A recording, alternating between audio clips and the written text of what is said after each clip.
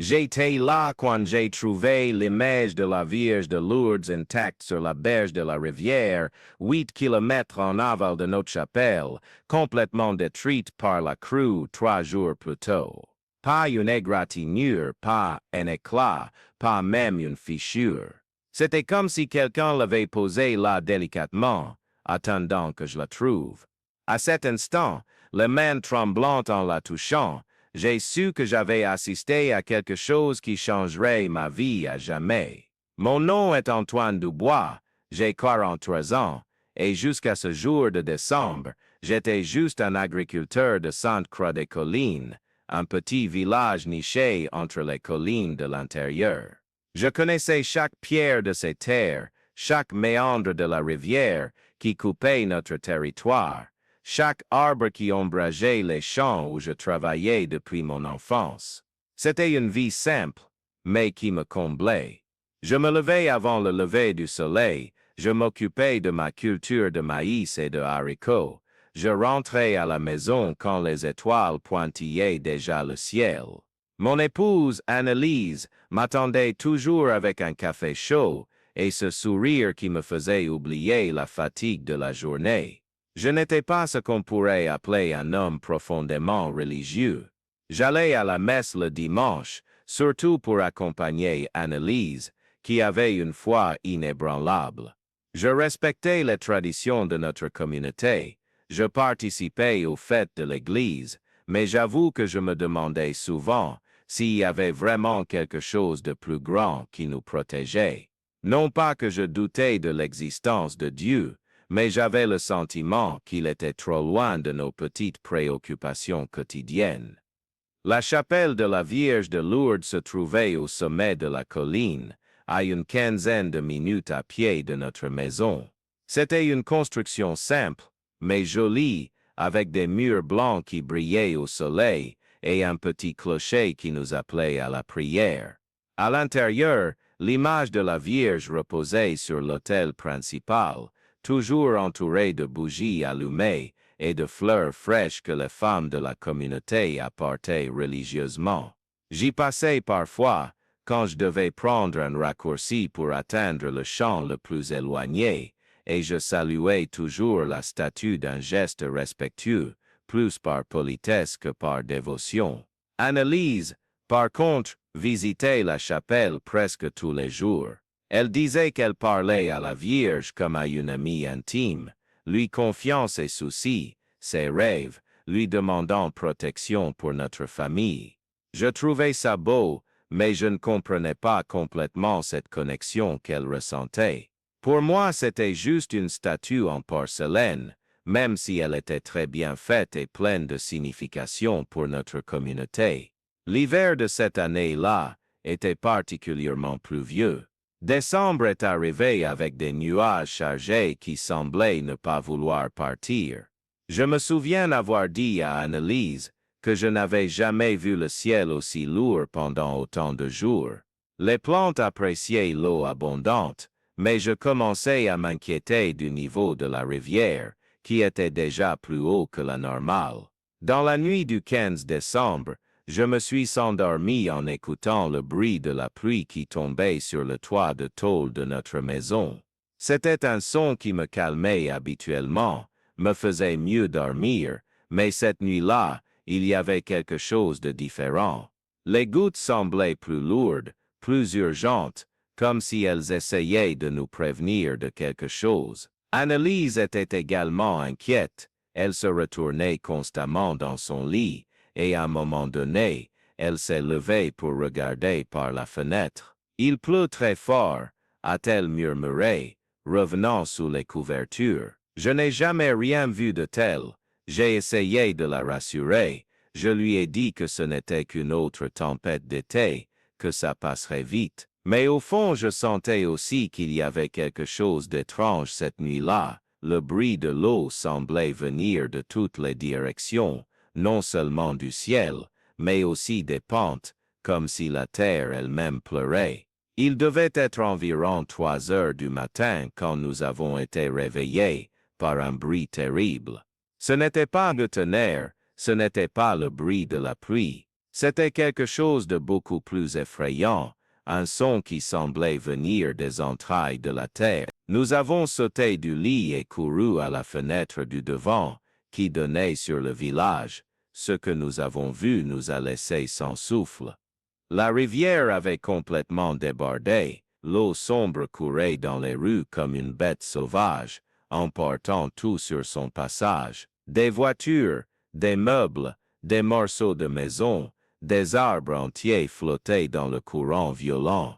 Le bruit était assourdissant, un mélange d'eau qui frappait contre les pierres, de bois qui se brisait, et des cris désespérés de quelques voisins qui essayaient de sauver leurs biens. « Mon Dieu !» a murmuré Annelise en me serrant le bras. Et la chapelle?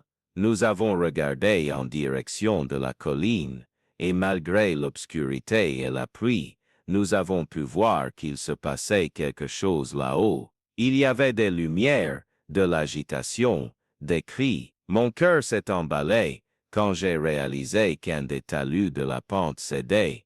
Nous nous sommes habillés rapidement et sommes sortis de la maison, en faisant attention de ne pas nous approcher trop de l'eau. D'autres habitants étaient également dans les rues, tous regardant dans la direction de la chapelle, avec des expressions d'horreur.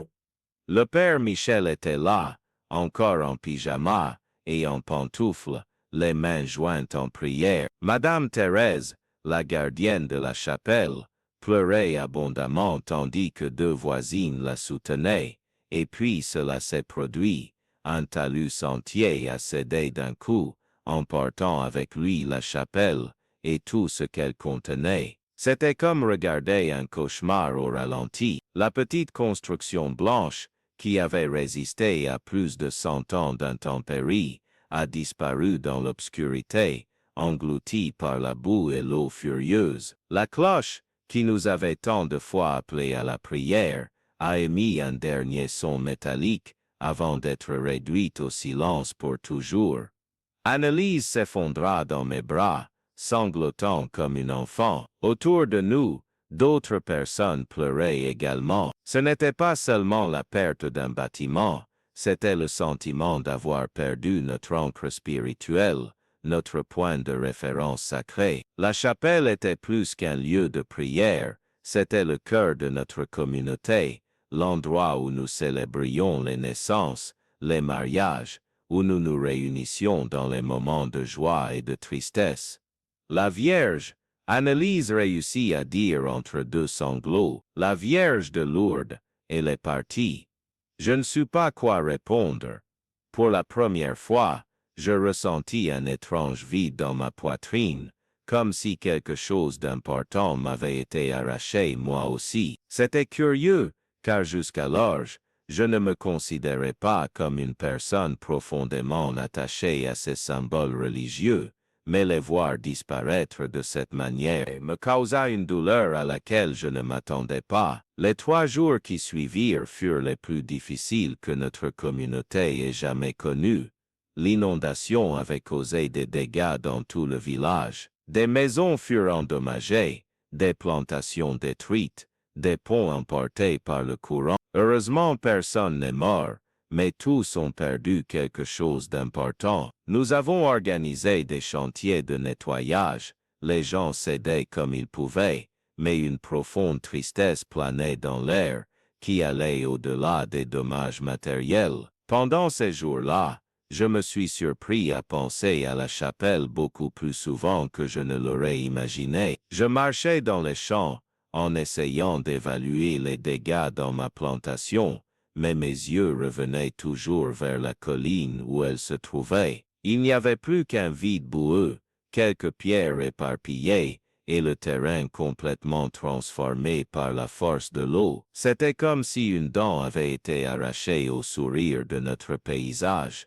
Annelise était inconsolable. Elle avait perdu son lieu de conversation quotidienne avec la Vierge, son refuge spirituel. J'ai essayé de la consoler, en disant que nous pourrions reconstruire la chapelle, que la foi ne dépendait pas d'un bâtiment spécifique, mais je me rendis compte que mes paroles sonnaient creuses, même pour moi-même. Comment pourrais-je parler de foi alors que je comprenais mal ce qu'elle signifiait? Au matin du troisième jour après l'inondation, je décidai de vérifier les dégâts sur mon terrain le plus éloigné, celui qui se trouvait à environ 8 kilomètres du village, en suivant le cours de la rivière ou suivant le cours de la rivière. C'était une propriété que j'avais héritée de mon père, où je cultivais principalement du maïs. Je savais que je trouverais probablement des dégâts considérables, mais je devais voir de mes propres yeux l'étendue du problème. Je marchais pendant près de 2 heures par un sentier qui était maintenant complètement différent. L'inondation avait modifié la forme du terrain, créé de nouveaux canaux,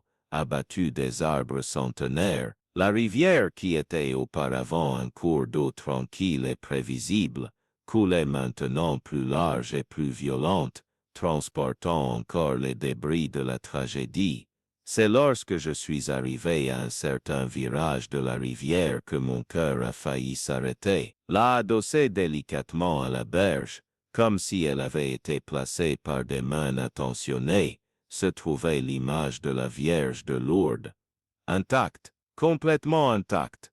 Pendant un instant, j'ai cru avoir des hallucinations. J'ai cligné des yeux plusieurs fois, j'ai secoué la tête, j'ai même frotté mes yeux, mais elle était toujours là. Le manteau bleu et blanc, bien que sale de boue, gardait un éclat discret sous la lumière du soleil matinal. Le visage de porcelaine était parfait, sans la moindre fissure. Les mains délicates restaient en position de prière comme si de rien n'était.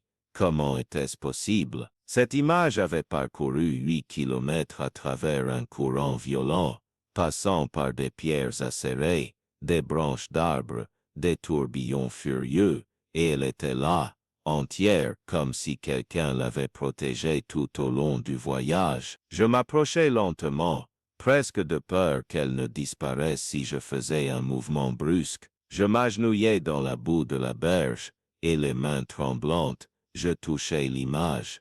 C'était réel, elle était vraiment là, et elle était vraiment intacte. C'est à ce moment-là que quelque chose en moi a complètement changé. J'ai ressenti une émotion que je n'avais jamais vécue auparavant, un mélange d'étonnement, de gratitude, et d'une paix profonde qui semblait remplir chaque cellule de mon corps. Ce n'était pas seulement la surprise d'avoir trouvé la statue, c'était comme si j'étais touché par quelque chose de plus grand, quelque chose que je ne pouvais pas expliquer avec des mots. Des larmes ont commencé à couler sur mon visage sans que je m'en rende compte. J'ai pris l'image dans mes bras avec tout le soin du monde, comme si je portais quelque chose de sacré, et je me suis rendu compte que c'était exactement ce que je faisais. Son poids semblait différent, non seulement physique, mais chargé de signification, de but. Si vous suivez ce récit, et que vous vous identifiez à cette quête de signes, à ces moments qui nous montrent qu'il y a quelque chose de plus grand qui prend soin de nous, abonnez-vous à la chaîne pour continuer à recevoir des histoires comme celle-ci, des histoires réelles de personnes ordinaires qui ont vécu l'extraordinaire au milieu du quotidien, parce que je crois que nous avons tous besoin, à un moment donné, de ces rappels que nous ne sommes pas seuls dans ce voyage. J'ai commencé la marche du retour vers le village avec l'image dans les bras, et à chaque pas, je sentais comme si je portais non seulement une statue, mais un message d'espoir pour toute notre communauté. Le chemin que je faisais habituellement en 2 heures a duré près de 4, non pas parce que j'étais fatigué, mais parce que je m'arrêtais constamment pour contempler le miracle que je venais de voir. Lorsque je suis finalement arrivé aux premières maisons du village, les gens ont commencé à s'approcher curieux. D'abord Madame Carmen, qui lavait du linge dans sa cour et m'a vu de loin. Elle a tout abandonné et a couru vers moi, criant aux voisins. Bientôt il y avait une petite foule autour de moi, tous regardant l'image avec des expressions d'incrédulité et de vénération. Comment est-ce possible? A murmuré quelqu'un. Comment peut-elle être entière? C'est un miracle, a dit Madame Thérèse, l'ancienne gardienne de la chapelle. ces larmes de tristesse se transformant en larmes de joie. Notre-Dame nous a protégés même dans la destruction. La nouvelle s'est répandue dans le village à une vitesse impressionnante. En quelques minutes, des gens arrivaient de toutes les directions pour voir l'image. Beaucoup s'agenouillaient devant moi, d'autres faisaient le signe de la croix. Certains la contemplaient simplement en silence, comme s'ils étaient face à quelque chose qui défiait toute logique. Le père Michel arriva en courant, encore essoufflé par la hâte. Lorsqu'il vit l'image, ses yeux se remplirent de larmes. Il la bénit sur le champ, dans la rue, entouré de toute la communauté. Nous avons décidé de faire une procession improvisée jusqu'à l'emplacement de l'ancienne chapelle, tous marchant ensemble, chantant des cantiques que nous n'avions pas entonnés depuis la tragédie. Durant cette marche, j'observais les visages des gens autour de moi. Il y avait quelque chose de différent en chacun de nous. La tristesse des derniers jours s'était transformée en une joie profonde, mais plus que cela, il y avait un sentiment d'union, d'un but commun que je n'avais jamais perçu auparavant. C'était comme si la tragédie et le miracle subséquent nous avaient rappelé qui nous étions réellement en tant que communauté. Annelise marchait à mes côtés, me tenant le bras, ses yeux brillants d'une lumière que je n'avais pas vue depuis des jours. « Tu as vu » chuchotait-elle. « Tu as vu comment elle nous a protégés, même lorsque nous pensions que tout était perdu. Elle a trouvé un moyen de revenir vers nous. » J'acquiesçais, mais intérieurement je savais que c'était plus que cela. Ce n'était pas seulement que l'image était revenue, c'est qu'elle était revenue par mon intermédiaire. Pour une raison que je ne comprenais pas encore entièrement, c'est moi qui l'avais retrouvée. C'est moi qui ai toujours remis en question l'importance de ces symboles religieux, qui a été choisi pour être l'instrument de son retour. Arrivé à l'emplacement de l'ancienne chapelle, nous avons posé l'image sur une table improvisée recouverte d'une nappe blanche que quelqu'un avait apportée de chez lui. Le père Michel organisa une petite cérémonie de remerciement, et chaque personne de la communauté a eu l'opportunité de s'approcher et de toucher l'image, de faire ses prières, d'exprimer sa gratitude. C'est durant cette cérémonie que j'ai commencé à vraiment comprendre ce qui m'était arrivé. Il ne s'agissait pas seulement d'avoir trouvé une statue intacte après une inondation, il s'agissait de redécouvrir quelque chose que j'avais perdu sans même m'en rendre compte, la capacité de croire à l'extraordinaire, de voir des signes d'espoir même dans les moments les plus sombres. Dans les jours qui ont suivi, notre village a complètement changé. Les gens ont commencé à travailler ensemble avec une énergie et une union que je n'avais jamais vues auparavant. Nous avons organisé des chantiers participatifs non seulement pour réparer les dégâts de l'inondation, mais pour construire une nouvelle chapelle, plus grande et plus belle que la précédente. Chaque famille a contribué comme elle le pouvait, certains avec de l'argent, d'autres avec du travail, d'autres avec des matériaux. Je me suis retrouvé à diriger beaucoup de ces initiatives, quelque chose que je n'aurais jamais imaginé faire. Avant l'inondation, j'étais juste un agriculteur qui s'occupait de sa propre vie et s'impliquait rarement dans les affaires de la communauté. Mais après avoir retrouvé l'image, je ressentais une responsabilité différente, comme si une mission plus importante m'avait été confiée. Durant la construction de la nouvelle chapelle, beaucoup de gens venaient me chercher pour parler de ce qui s'était passé. Ils voulaient comprendre comment je m'étais senti en trouvant l'image, ce qui m'était passé par la tête à ce moment-là. Initialement, j'avais du mal à le mettre en mots, mais progressivement j'ai appris à partager cette expérience. Ce qui m'impressionnait le plus, c'était la transformation de ma relation avec Annelise. Nous avons toujours eu un mariage heureux, mais maintenant, il y avait une connexion spirituelle entre nous qui n'existait pas auparavant. Elle me disait qu'elle pouvait voir une lumière différente dans mes yeux, une paix que je n'avais pas auparavant. Je le ressentais aussi. C'était comme si une partie de moi qui était endormie s'était réveillée. J'ai commencé à visiter l'endroit où serait construite la nouvelle chapelle tous les jours, non seulement pour aider aux travaux, mais pour passer du temps en silence, contemplant tout.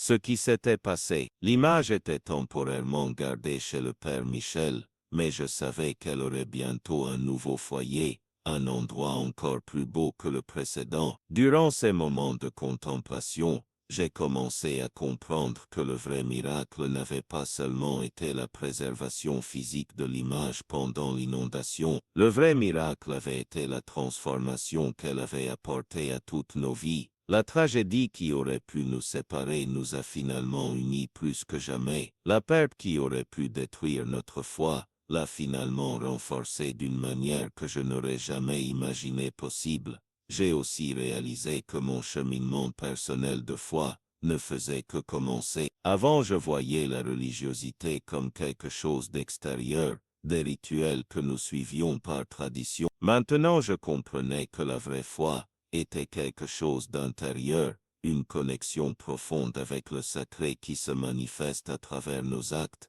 la manière dont nous nous traitons les uns les autres, l'espoir que nous gardons même dans les moments les plus difficiles. La nouvelle chapelle a été achevée 3 mois après l'inondation, et c'était la plus belle construction que notre village ait jamais vue. Des murs en pierre locale, des vitraux colorés réalisés par un artisan de la région, un clocher que l'on pouvait entendre à des kilomètres à la ronde. Mais le plus important, c'est que chaque brique, chaque tuile, chaque détail avait été posé avec amour et dévotion par des gens qui avaient vécu ensemble un miracle. Le jour de l'inauguration, toute la région était présente. Des gens de villages voisins, de villes éloignées qui avaient entendu parler de notre histoire sont venus. Le Père Michel a célébré la messe la plus émouvante que j'ai jamais vécue, et lorsque le moment est venu d'installer l'image de la Vierge de Lourdes sur son nouvel autel, un silence respectueux s'est emparé de toute l'assemblée. J'ai été invité à accompagner le Père Michel pour l'installation de la statue,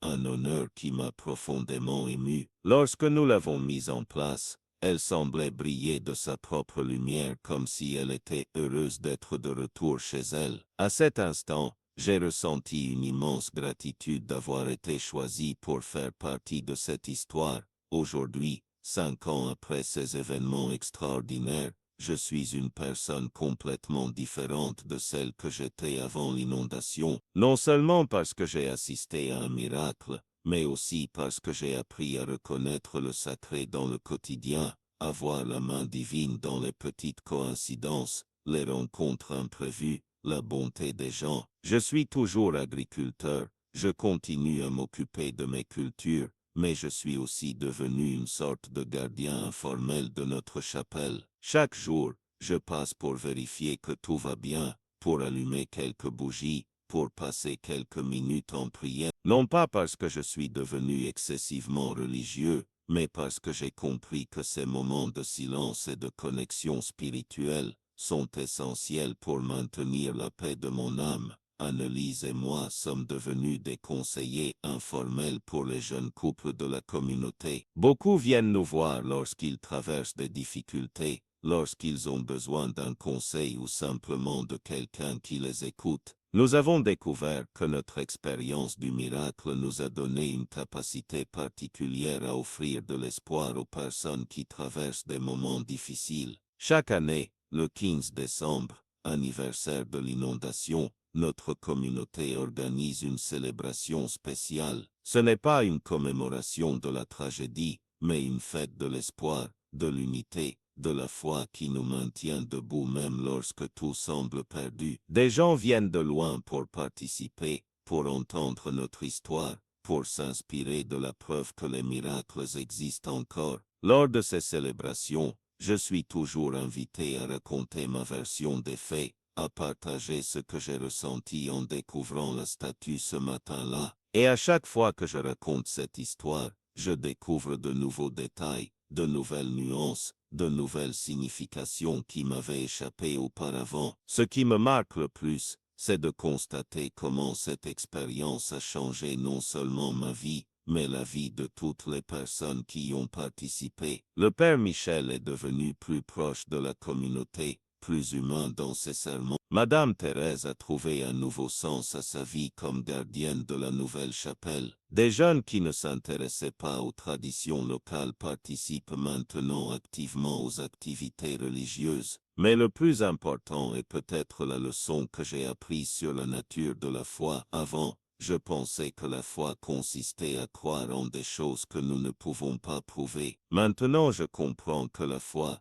c'est reconnaître qu'il y a des mystères dans la vie qui dépassent notre compréhension, et que le fait d'être ouvert à ces mystères nous transforme. La statue de la Vierge de Lourdes est toujours là, sur l'autel de notre nouvelle chapelle, recevant chaque jour la visite de fidèles locaux et de pèlerins venus de loin. Elle est exactement comme je l'ai trouvée ce matin-là, parfaite, sereine avec cette douce lumière qui semble venir de l'intérieur. Parfois je me demande si d'autres personnes voient cette lumière, ou si c'est quelque chose que je perçois seulement, parce que j'ai été intimement impliqué dans le miracle. Ce que je peux dire avec certitude, c'est que cette inondation, qui a d'abord semblé une terrible tragédie, a fini par être l'une des plus grandes bénédictions que notre communauté ait reçues. Elle nous a appris que parfois, il faut tout perdre pour découvrir ce qui compte vraiment. Elle nous a montré que la vraie foi ne réside pas dans les bâtiments ou les objets sacrés, mais dans l'amour que nous avons les uns pour les autres et dans l'espoir que nous gardons vivant dans nos cœurs. Aujourd'hui, lorsque je passe près de la rivière où j'ai trouvé la statue, je m'arrête toujours pour remercier. Je remercie d'avoir été choisi pour vivre cette expérience extraordinaire, d'avoir appris le véritable sens de la foi, de faire partie d'une communauté qui a su trouver la lumière dans les ténèbres. Et à vous qui écoutez cette histoire, je lance une invitation. Ouvrez votre cœur aux signes que la vie met sur votre chemin. Ils ne viennent pas toujours sous la forme de miracles spectaculaires comme celui que j'ai vécu. Ce sont parfois de petits gestes, des rencontres fortuites, des moments d'illumination qui semblent insignifiants, mais qui peuvent tout changer. L'important est d'être attentif, réceptif, prêt à être transformé par l'extraordinaire qui se cache dans l'ordinaire. Car j'ai appris que les miracles ne sont pas seulement des événements surnaturels qui défient les lois de la physique. Les miracles sont aussi les transformations profondes qui se produisent en nous lorsque nous nous ouvrons au sacré, lorsque nous permettons à l'espoir de vaincre le désespoir, lorsque nous choisissons l'amour plutôt que la peur. La statue de la Vierge de Lourdes reste intacte dans notre chapelle, un rappel constant qu'il y a des forces supérieures qui veillent sur nous, même lorsque tout semble perdu. Mais le véritable miracle ne réside pas dans la préservation de la statue. Le véritable miracle est la transformation des vies humaines, le renouvellement de l'espoir, la redécouverte de la foi qui sommeillait en chacun de nous, attendant simplement le moment propice pour se manifester.